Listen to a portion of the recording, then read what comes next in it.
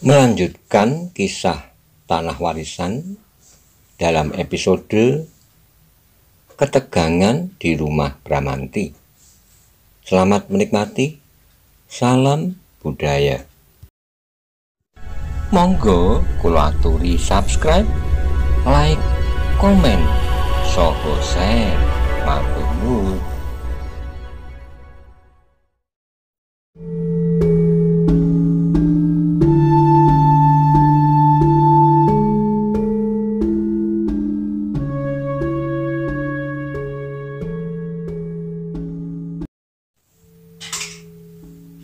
Bramanti tidak segera menjawab.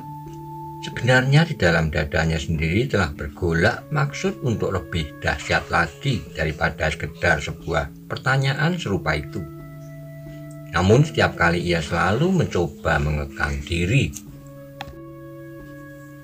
Yang paling pahit bagi Bramanti adalah setiap tuduhan bahwa ia akan melakukan balas dendam atas kematian ayahnya.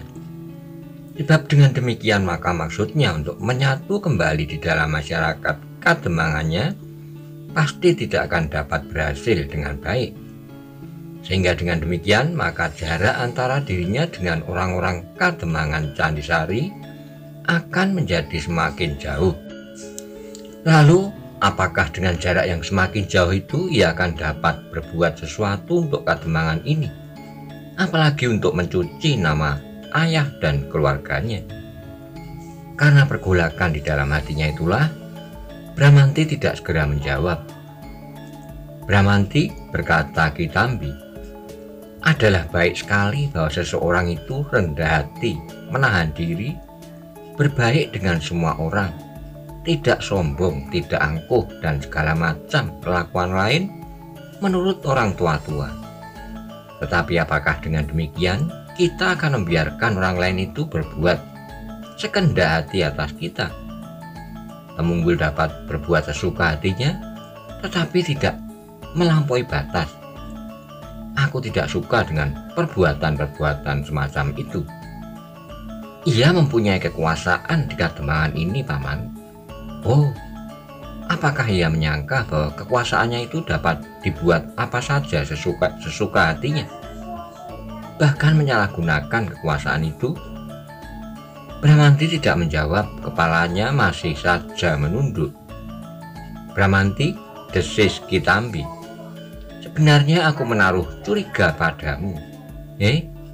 Bramanti terperanjat. Apakah yang Paman curigai atasku? Tidak dalam arti yang jelek, Bramanti, tetapi sebaliknya. Bramanti mengerutkan keningnya, ditatapnya saja wajah Kitambi yang menjadi bersungguh-sungguh. Bramanti, berkata Kitambi kemudian, sebenarnya aku menganggap bahwa engkau bukanlah seorang seperti yang kau perkenalkan selama ini. Orang yang hanya mampu mengungsi apabila menghadapi masalah yang penting, yang hanya dapat melarikan diri dan bersembunyi. Aku tidak mengerti, Paman. Kitambi menarik napas dalam-dalam. Aku menangkap sesuatu padamu. Aku menjadi semakin yakin ketika aku melihat orang Panembahan Sekar Jagad yang terluka itu memandangmu seperti memandang hantu. Ah, desis Bramanti, Paman selalu mengada-ada saja. Tidak, Bramanti, aku tidak mengada-ada.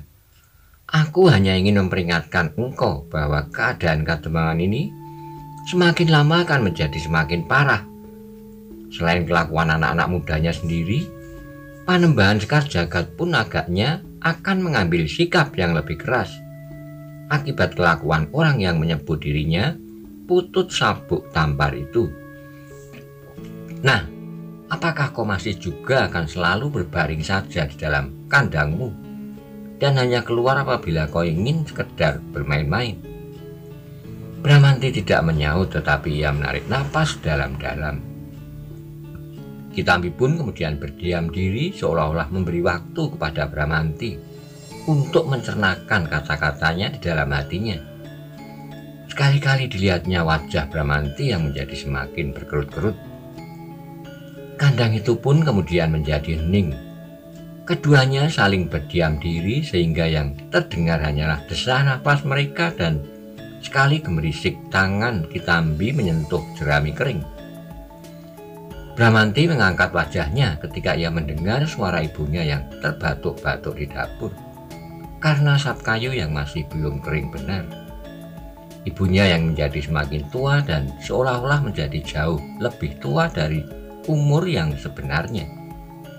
Ibunya lah selain gurunya yang telah banyak mengekang dirinya, dan dia tidak mau membuat hati ibunya semakin risau.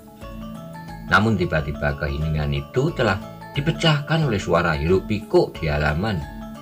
Beberapa orang telah memasuki regol dan bahkan sambil berteriak-teriak, "Jangan sampai anak itu lari!" Kitambi dan Bramanti yang sedang berada di dalam kandang terkejut mendengarnya. Tiba-tiba saja keduanya meloncat berdiri. "Siapa mereka?" desis Kitambi. Bramanti termenung jenak, namun kemudian jelas baginya suara yang paling dikenalnya adalah suara Temunggul. "Mereka benar-benar datang," desis Bramanti. "Begitu cepat," sahut Kitambi. Bramanti menjadi bingung, sebenarnya bingung karena itu, maka dengan suara gemetar ia bertanya, "Apakah yang sebaiknya aku lakukan, Paman?" "Terserah padamu. Tetapi kau adalah laki-laki. Kau sudah tahu apakah yang sebaiknya dilakukan oleh seorang laki-laki?"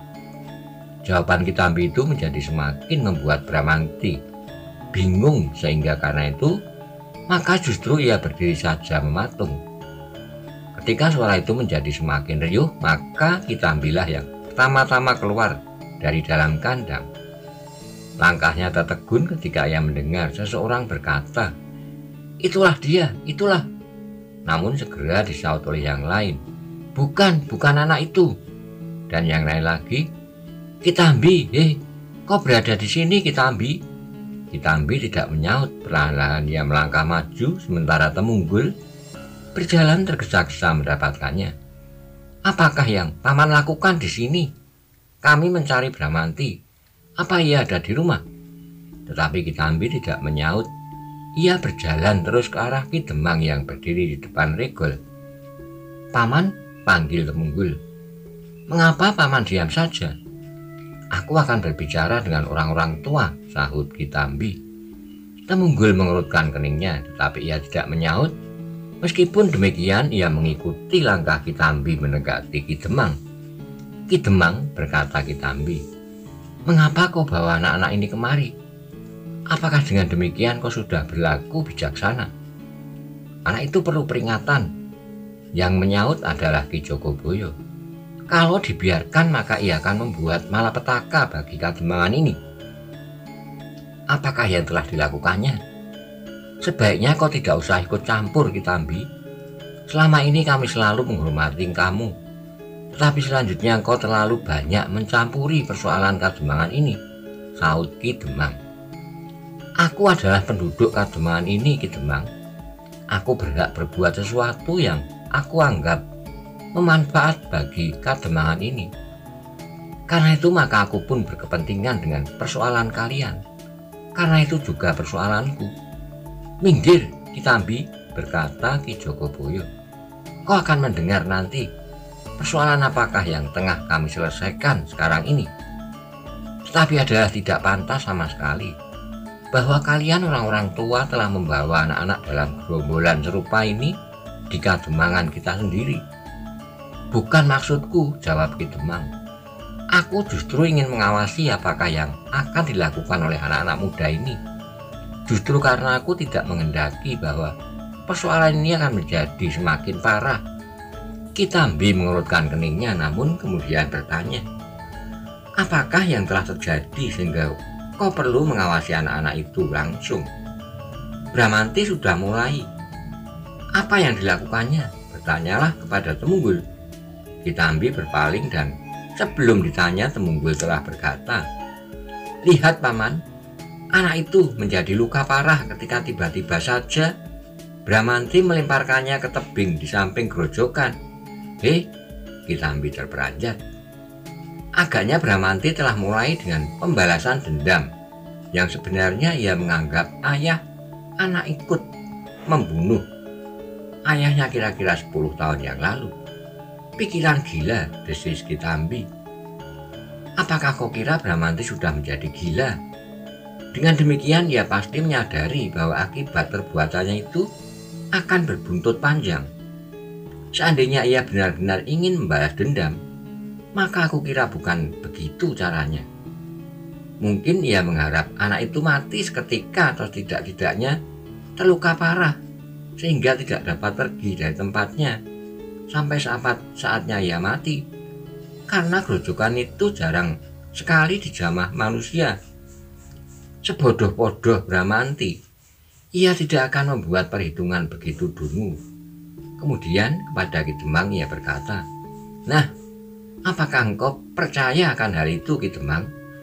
Ki Demang mengerutkan keningnya, tetapi ia tidak segera menjawab. Yang menyaut adalah Temunggur.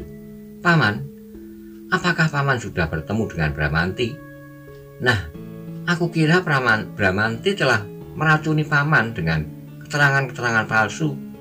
Maaf Paman, kedatangan kami kemari karena kami ingin bertemu dengan Bramanti." Kitambi untuk sejenak berdiri. Tidak bijaksana baginya apabila ia menahan anak-anak muda itu. Dengan demikian maka ia sendiri pasti akan dilawannya. Apabila demikian maka harga dirinya akan turun di mata anak itu. Sementara itu Ibu Bramanti terkejut pula mendengar hiruk pikuk di halaman. Sejenak ia mengintip dari balik pintu, dilihatnya Kitambi sedang berbicara dengan Ki Demang, Ki Jogoboyo dan Temunggur. Namun terasa hatinya bergetar. Ia menjadi cemas bahwa agaknya telah terjadi sesuatu dengan anaknya. Apalagi ketika ia mendengar Temunggur berkata keras memanggil nama anaknya. "Bramanti, di mana engkau Bramanti?" Perempuan tua itu menjadi gemetar sehingga tubuhnya menjadi lemah. Ketika ia mencoba keluar maka langkahnya pun menjadi terhuyung-huyung. Dengan suara tersendat-sendat ia bertanya dari muka pintu rumahnya, "Mengapa kalian mencari Bramanti?" Orang-orang yang berada di halaman itu berpaling ketika dilihatnya perempuan tua itu. Beberapa orang segera memalingkan wajahnya. Yang menjawab adalah Ki Jogoboyo. "Kami memerlukan anakmu, Nyi Purwito. Kami ingin berbicara sebentar." "Mengapa dengan anakku?" "Jangan bingung, kami hanya ingin sekedar menemuinya." "Ya, tetapi mengapa dengan anakku? Apakah ia berbuat salah?" "Tentu," jawab Ki Jogoboyo. "Karena itu jangan ikut campur. Anakmu sudah cukup dewasa untuk bertanggung jawab." "Tetapi anakku, anak satu-satunya yang ada." "Jangan ikut campur," desis Ki Demang. Ki Jogoboyo sudah memperingatkan, "Kau tidak terlibat dalam persoalan anakmu." "Tapi ya anakku, diam," bentak Ki Demang. Perempuan itu menjadi semakin gemetar. Kakinya yang lemah menjadi semakin lemah, tetapi ia mencoba berjalan melintasi pendopo. Bramanti adalah satu-satunya anaknya yang ada di sampingnya. Sedang anaknya yang lain menurut Kitambi telah terjerumus ke dalam dunia yang hitam pekat. "Sebaiknya kau pergi, berkata Ki Jogoboyo pula. Tetapi Nyai Purwito itu tidak pergi. Ia menyadari bahwa kebencian orang-orang kademangannya kepada suaminya sampai saat ini belum padam. Dan ia menyadari bahwa kebencian itu sebagian telah dilemparkannya kepada anaknya. Tetapi ia tidak pergi. Ia tidak akan membiarkan anaknya diperlakukan tidak baik. Kitambi yang melihat perempuan tua itu berjalan tertatih-tatih segera mendekatinya. Sambil membantunya ia berkata, "Sudahlah, sebaiknya kau masuk saja, Nyai." "Tetapi anakku," perlahan Kitambi berbisik, "serahkan kepadaku. Anakmu pasti dapat mengatasi kesulitan yang akan menimpanya. Jangan cemas. Aku ada di halaman ini, dan kau lihat Panjang ada bersama dengan mereka, sehingga kalau perlu aku akan minta bantuannya." Perempuan tua itu mengerutkan keningnya sejenak. "Kalau kau berada di sini, Nyai, maka keputusan Bramanti tidak mengambil sikap akan sangat terpengaruh. Karena itu, masuklah, percayalah kepadaku dan berdoalah.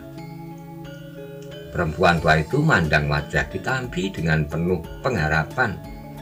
Apakah kau dapat aku percaya? Aku akan mencoba memenuhi kepercayaanmu. Kau berjanji, aku janji. Perempuan tua itu kemudian mengangguk-anggukkan kepalanya. Aku serahkan keselamatan anakku kepadamu. Ya, semoga. Maka perempuan itu pun kemudian dibimbing oleh Kitambi masuk kembali ke dalam peringgitan. Perlahan-lahan Kitambi menutup pintu sambil berdesis. Nyai, anakmu ternyata bukan sembarang orang, percayalah. Perempuan itu tidak sempat menjawab karena pintu pun segera tertutup rapat. Sementara itu Bramanti masih berada di dalam kandang. Ia memang sengaja tidak beranjak dari tempatnya sampai ada seseorang menjenguk dan memaksanya keluar. Namun ketika terdengar orang-orang di halaman itu membentak-bentak ibunya, terasa hatinya tergetar. Ia tidak akan kehilangan pengamatan diri apabila orang-orang itu membentak-bentaknya bahkan memukulnya. Tetapi orang-orang itu ternyata membentak-bentak ibunya yang sudah tua. Karena itu terasa darahnya seakan-akan menjadi semakin cepat mengalir. Namun ketika bentakan-bentakan itu terdiam, Bramanti mencoba mengatur perasaannya kembali. Bahkan pertanyaan itu timbul lagi di dalam dadanya. Apakah yang akan kau lakukan? Dalam pada itu ia masih mendengar Temunggul manggilnya. Bramanti, di mana kau bersembunyi? Seluruh halaman rumahmu sudah diawasi. Kau tidak akan dapat melepaskan diri lagi kali ini. Dada Bramanti menjadi semakin berdebar-debar. Nafasnya terasa tertahan di kerongkongan ketika ia melihat dari sela-sela pintu kandang yang tidak merapat itu, dua orang berjalan ke kebun rumahnya. Kalau kau tidak keluar, Bramanti, suara Temunggul terdengar lagi. Aku akan masuki rumahmu dan mencarimu di dalamnya. Karena itu supaya ibumu tidak menjadi semakin ketakutan, sebaiknya kau keluar. Kata-kata itu benar-benar telah mendebarkan jantungnya. Kalau orang-orang itu masuki rumahnya, maka ibunya memang akan menjadi semakin ketakutan. Karena itu maka ia berbimbang sejenak. Apakah tidak sebaiknya ia menampakkan diri? Tetapi sudah itu lalu bagaimana? Kitambi kini telah berada di halaman rumah itu lagi. Sekilas ia memandang wajah Panjang. Ia melihat wajah itu pun menjadi tegang. Namun ketika mereka beradu pandang, Panjang menggelengkan kepalanya. Apakah maksud anak itu mengatakan bahwa ia tidak ikut campur? Bertanya Kitambi di dalam hatinya. Namun ia masih mengharap satu-satunya kemungkinan bagi Bramanti adalah berbuat jantan. Kalau ia ternyata seperti yang diduganya, maka mata orang kedemangan itu pasti akan segera terbuka dengan siapa mereka berhadapan. Tapi kalau tidak, Kitambi menjadi ragu-ragu. Kalau Bramanti itu sebenarnya Bramanti seperti yang nampak sehari-hari. Kitambi mulai dirayapi oleh kecemasan di dalam hatinya. Namun kemudian ia berkata di dalam hatinya, aku sudah berjanji untuk melindunginya. Apapun yang terjadi, akan sia-siakah perjalananku selama ini kalau aku tidak berhasil melepaskan Bramanti dari tangan mereka. Aku yakin bahwa tidak semua orang akan berpihak kepada Temunggul. Tidak-tidaknya Panjang, bahkan mungkin aku akan dapat menakut-nakuti orang-orang ini dengan lencana Panggiring. Kalau terjadi apa-apa atas Kitambi yang telah mendapat lencana candi ini, Panggiring tidak akan tinggal diam, dan Panggiring adalah kakak Bramanti. Betapapun hubungan yang kurang serasi di antara mereka. Keputusan itu telah memantapkan sikap Kitambi, sehingga kini ia tidak lagi menjadi gelisah. Ia berdiri dengan kaki tegak di halaman beberapa langkah dari Ki Demang. Dalam pada itu beberapa anak-anak muda telah berkeliaran di halaman mencari Bramanti dan mengawasi setiap kemungkinan untuk melarikan diri. Namun sampai begitu jauh mereka sama sekali belum memasuki sebuah bangunan pun, rumah, kandang, dan lumbung yang kosong. Dan sekali lagi Temunggul berkata, "Bramanti, kalau kau tidak keluar dalam hitungan ke-10, aku akan masuk dan mencari engkau di dalam rumahmu." Bramanti yang mendengar teriakan itu menjadi semakin gelisah. Yang digelisahkan adalah justru ibunya yang sudah tua. Kalau saja di rumah itu tidak ada ibunya, maka ia akan tetap berada di dalam kandang itu sampai seseorang menjenguknya dan memaksanya keluar. Tapi kini harus memperhitungkan ibunya itu pula. Tanpa sadarnya Bramanti menengadahkan wajahnya. Dipandanginya Belandar yang membujur di atas tiang kandangnya. Di atas Belandar itu ia menyimpan senjatanya, sebuah pedang pendek. "Apakah aku akan mengambilnya?" desisnya. "Ah, tidak. Kalau mereka melihat aku bersenjata, mereka akan menjadi semakin gila." Bramanti menjadi semakin gelisah ketika ia mendengar hitungan Temunggul telah sampai ke angka 5, 6, 7. Bramanti menarik napas dalam-dalam. Keringatnya telah membasahi seluruh pakaiannya. 8. Bramanti tidak dapat membiarkan ibunya dicekik oleh ketakutan. Karena itu maka ketika Temunggul mengucapkan hitungan ke-9, maka segera ia melangkah keluar dari kandang sambil berkata, "Aku di sini, Temunggul." Semua mata berpaling ke arahnya. Kitambi pun memandanginya dengan wajah yang tegang. "Hah? Bukankah kau berada di situ?" berkata Temunggul.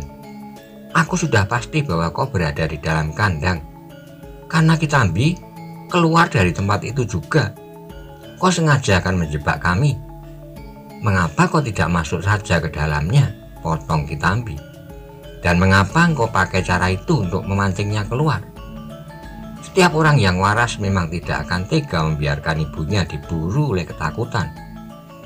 Hanya orang-orang yang tidak berperi kemanusiaan sajalah yang mempergunakan orang-orang tua untuk kepuasan hati." Temunggul mengerutkan keningnya. Ia hanya melihat sikap Kitambi yang agak justru berpihak kepada Bramanti. Namun ia masih menaruh hormat pada orang tua itu. Karena itu ia hanya memandangi Ki Demang dan Ki Jogoboyo, seolah-olah menyerahkan Kitambi kepada mereka. Karena itu Temunggul malah tidak memperhatikannya lagi. Kini perhatiannya dipusatkan kepada Bramanti yang masih berdiri di muka kandang. "Kemarilah Bramanti," berkata Temunggul. "Di sini tempat lebih luas." Bramanti melangkah maju beberapa langkah. Wajahnya yang tegang memancarkan berbagai macam nada yang dalam dirinya, penuh dengan teka-teki bagi Kitambi. Namun langkah Bramanti kali ini ternyata telah menumbuhkan debar di dalam dada orang tua itu. "Nah, apakah kau sekarang masih akan ingkar, Bramanti? Anak yang kau jerumuskan ke dalam jurang itu kini ada di sini," berkata Temunggul lantang. Bramanti tidak menjawab. Ia melihat anak muda itu tertatih-tatih dibantu oleh 2 orang kawannya maju ke dekat Temunggul. "Ki Demang dan Ki Jogoboyo akan menjadi saksi persoalan ini. Aku sebagai pemimpin pengawal mendapat tugas untuk menyelesaikannya. Untunglah bahwa tugas yang diberikan kepadaku adalah sekedar memberimu peringatan dan sedikit cara untuk membuatmu jera." Bramanti masih belum menjawab, tetapi adalah di luar dugaan bahwa ia justru melangkah maju. Tatapan matanya kini langsung menusuk ke wajah anak yang terluka itu. "Kau telah menjerumuskan aku," anak yang terluka itu berbisik. Bramanti masih tetap berdiam diri. Kini ia berdiri dalam sebuah lingkaran yang melebar di halaman rumahnya. "Hei, bukankah kau telah mendorong aku masuk ke dalam jurang?" Bramanti tidak menyaut. Tetapi ketika ia melangkah maju, anak muda itu tiba-tiba menjadi gemetar. "Bramanti, jawablah," bentak Temunggul. "Temunggul," nada suara Bramanti terdengar berat dan dalam. "Sebenarnya kau tidak perlu bertanya kepadaku. Kau tahu persoalan yang sebenarnya terjadi. Ayo katakanlah, apa yang telah terjadi sebenarnya? Kalau kau benar-benar seorang pemimpin dan lebih dari itu, kau memang seorang lelaki jantan, maka kau pasti akan berani berkata yang sebenarnya. Jawaban Bramanti itu sama sekali tidak diduga-duganya. Tatapan mata Bramanti yang lurus dan kata-katanya yang tegas telah membuat dada Temunggul menjadi berdebar-debar. Sejenak ia terdiam, namun sejenak kemudian dipaksanya dirinya untuk mempertahankan tuduhannya. Ia tidak dapat mundur lagi. Di halaman itu berdiri banyak orang yang akan menjadi saksi. Aku tidak usah mengulanginya. Anak itu telah mengatakannya. Kini wajah Bramanti menjadi merah. Darah mudanya mulai bergolak di dalam dirinya. Ia telah merasakan banyak sekali penghinaan, tetapi tuduhan yang licik ini membuat jantungnya mengelak. Telah sekian lama ia dihinakan. Sampai kapan? Ya, sampai kapan? Seperti yang selalu ditanyakan oleh Kitambi kepadanya. Namun sebelum Bramanti menyaut, semua orang berpaling ke arah sebuah suara. Aku meragukan keterangannya. Panjang, desis Temunggul. Kau Panjang, apakah kepentinganmu dengan kata-katamu itu? Kau tidak melihat peristiwa ini terjadi? Apakah kau juga melihat Temunggul? Bertanya Panjang. Pertanyaan itu pun telah mendebarkan dada Temunggul. Ia tidak dapat menyaut. Namun terbata-bata ia berkata, tidak, aku tidak melihat. Tetapi bukankah anak ini telah mengatakannya? Justru kata-katanya lah yang aku ragukan. Tutup mulutmu, bentak Temunggul. Apakah kau juga harus mendapat hukuman seperti Bramanti? Aku hanya ingin melihat kebenaran. Menurut keyakinanku, bukan itulah yang terjadi sebenarnya. Tetapi aku tidak tahu apakah yang telah terjadi itu. Bahkan aku telah percaya kepada Bramanti bahwa seharusnya kau tidak usah menanyakannya kepadanya, karena kau mengetahui persoalan yang sebenarnya. Diam! Temunggul berteriak keras-keras. Tetapi Panjang justru melangkah maju. Namun tiba-tiba langkahnya terhenti ketika Ki Jogoboyo membentak. Kau berhenti di situ Panjang. Kau jangan mengacaukan persoalan ini. Persoalan ini adalah persoalan Temunggul dan Bramanti. Tidak, yang menjawab adalah Kitambi. Persoalan ini adalah persoalan kita semua. Apakah kita berani melihat kenyataan? Apa kita ingin selalu dibayangi oleh mimpi dan tidur yang lelap? Nah, Ki Jogoboyo, kau adalah orang yang paling berkepentingan di samping Ki Demang sekarang. Cobalah, beranikan dirimu mendengarkan tidak hanya suara Temunggul dan orang-orang yang selalu dekat padamu. Kau harus berani mendengarkan suara orang lain. Suara Panjang, suaraku, suara Bramanti, dan suara orang-orang lain lagi.